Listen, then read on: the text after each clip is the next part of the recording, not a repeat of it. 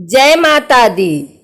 आज गुप्त नवरात्रि के 8वें दिन आइए सुनते हैं माँ बगुलामुखी की कथा।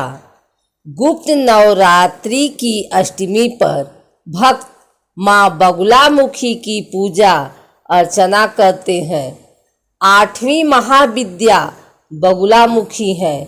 माँ को देवी पीताम्बरा भी कहा जाता है। माँ बगुलामुखी को पीला रंग अति प्रिय है। पौराणिक मान्यताओं के अनुसार माँ बगुलामुखी की पूजा करने से शत्रु आपका कुछ बिगाड़ नहीं पाते और सदा पराजित होते हैं। माँ युद्ध में विजय दिलाने और वाक शक्ति प्रदान करने वाली देवी है। आज माँ की पूजा करने से जीवन से सभी प्रकार के संकट दूर होते हैं और जीवन सकारात्मकता से भर जाता है। पौराणिक कथा के अनुसार एक बार सतयुग में महाविनाश उत्पन्न करने वाला ब्रह्मंडीय तूफान उत्पन्न हुआ, जिससे संपूर्ण विश्व नष्ट होने लगा। इससे चारों ओर हाहाकार मच जाता है और अनेक लोग संकट में पड़ जाते हैं और संसार की रक्षा करना असंभव हो जाता है। यह तूफान सब कुछ नष्ट भ्रष्ट करता हुआ आगे बढ़ता जा रहा था, जिसे देखकर भगवान विष्णु जी चिंतित हो गए। इस समस्या का कोई हल न पाकर वे भगवान शिव का स्मरण करने लगे।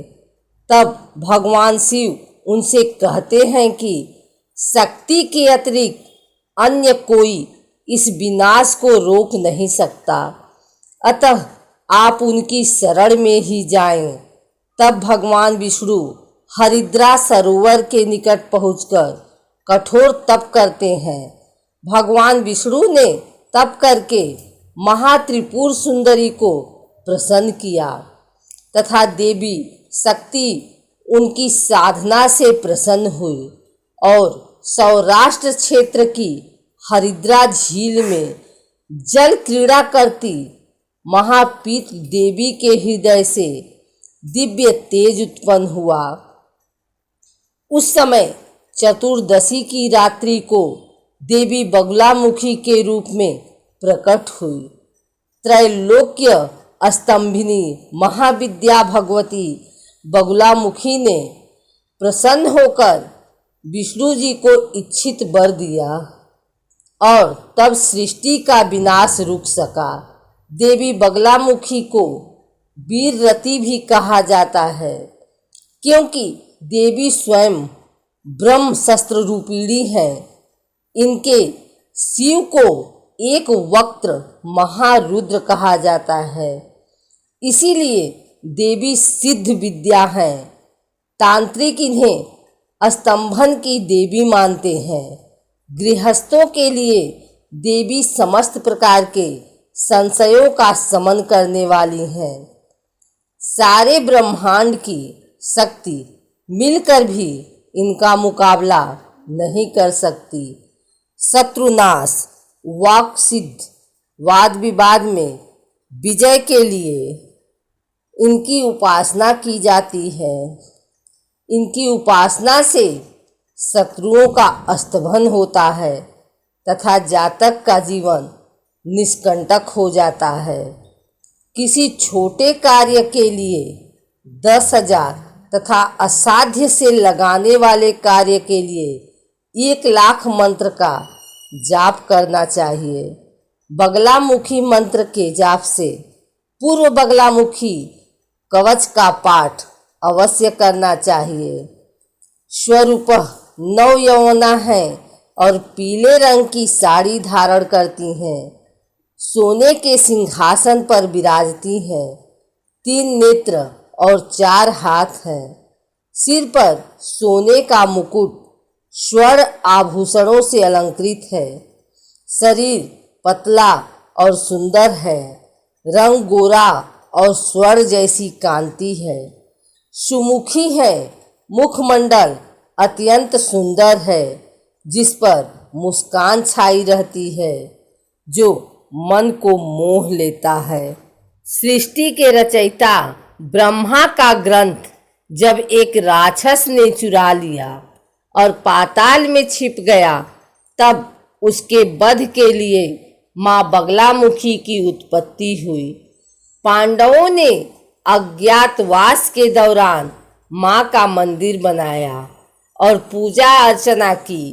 पहले रावण और उसके बाद लंका पर जीत के लिए श्री राम ने शत्रुनाशिनी माँ बगलामुखी की पूजा की और विजय पाई। माँ को पीताम्बरी भी कहा जाता है। इस कारण माँ के वस्त्र, प्रसाद, मौली और आसन से लेकर हर कुछ पीला ही होता है। युद्ध हो या राजनीति या फिर कोर्ट कचहरी के विवाद, माँ के मंदिर में यज्ञ कर हर कोई मनवांछित फल पाता है। हिंदू पौराणिक कथाओं में माँ बगलामुखी को 10 महाविद्याओं में 8वां स्थान प्राप्त है। माँ की उत्पत्ति ब्रह्मा द्वारा आराधना करने के बाद हुई थी। मान्यता है कि सृष्टि के रचयिता ब्रह्मा का ग्रंथ एक राक्षस ने चुरा लिया और पाताल में छिप गया। उसे वरदान प्राप्त था कि पानी में मानव और देवता उसे नहीं मार सकते। ऐसे में ब्रह्मा ने माँ भगवती का जाप किया। इससे बगलामुखी की उत्पत्ति हुई। माँ ने बगुला का रूप धारण कर उस राक्षस का वध किया और ब्रह्मा को उनका ग्रंथ लौटाया। त्रेता युग में माँ बगलामुखी को रावण की इष्ट देवी के रूप में भी पूजा जाता था। रावण ने शत्रुओं का नाश कर विजय प्राप्त करने के लिए माँ की पूजा की। लंका विजय के दौरान जब इस बात का पता भगवान श्री राम को लगा, तो उन्होंने भी माँ बगलामुखी की आराधना की। बगलामुखी का यह मंदिर महाभारत काल का माना जाता है। इस मंदिर की स्थापना द्वापर युग में पांडवों ने अज्ञातवास के दौरान एक ही रात में की थी। यहाँ सर्वप्रथम अर्जुन एवं भीम ने युद्ध में शक्तियाँ प्राप्त करने और माँ बगलामुखी की कृपा पाने के लिए विशेष पूजा की। माँ बगलामुखी का मंदिर जिला कांगड़ा के बनखंडी गांव में है। पुजारी बताते हैं कि मंदिर के साथ प्राचीन शिवालय में आदमकद शिवलिंग स्थापित है, जहां लोग माता के दर्शन के उपरांत जलाभिषेक करते हैं। यह मंदिर लाखों लोगों की आस्था का केंद्र है। पांडुलिपियों में माँ के जिस स्वरूप का वर्णन है, माँ उसी स्वरूप में यहाँ विराजमान है।